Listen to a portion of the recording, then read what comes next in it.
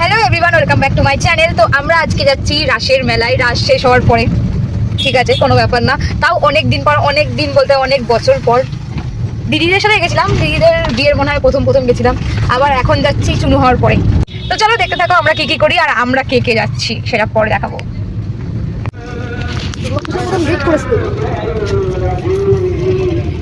চুনুরা দেখা লাইটটা।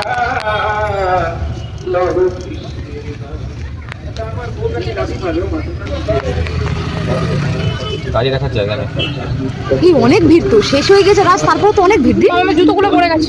এই জুতো পড়ে যাবে, আমি তো বললাম বাইরে নিলেও জুতো পড়ে যাবে, কোথায় তুমি খুঁজে পাবে? এই আমি কি বলছি, ভালোই তো ভিড়, শেষ হয়ে গেছে না মেলা, তাও তো ভিড়। আমাদের এখানে অনেক কথা থাকে। তারপর গাড়িটা এক সাইডে রেখে মেলার দিকে আগিয়ে আসছিলাম, তখন দেখি জেঠু আসছে। তখনই আবার জেঠু সবাইকে নিয়ে মিষ্টির দোকানে গেল।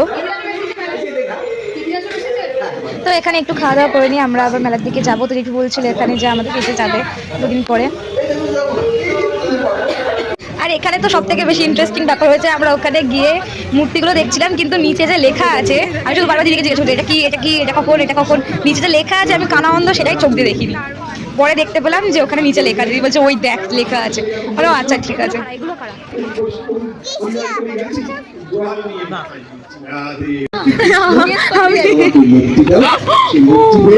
আমি একদম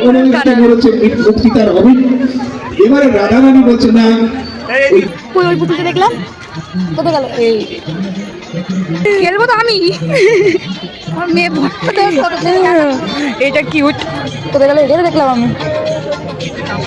হাউ কিউট, কুচু মুচকু। তো শেষমেশ আমরা এই পুতুলটাই নিলাম। এবার আগে দেখবো কোন কোন দোকানে কি কি পুতুল আছে, কি কি খেলার জিনিস আছে। চলো। তো বাকি দোকানে আমরা ভিডিওগুলো বানাইনি, সব কিনে নিয়ে এখানে আমরা বসে পড়েছি। এখন আমরা মোমো খাবো।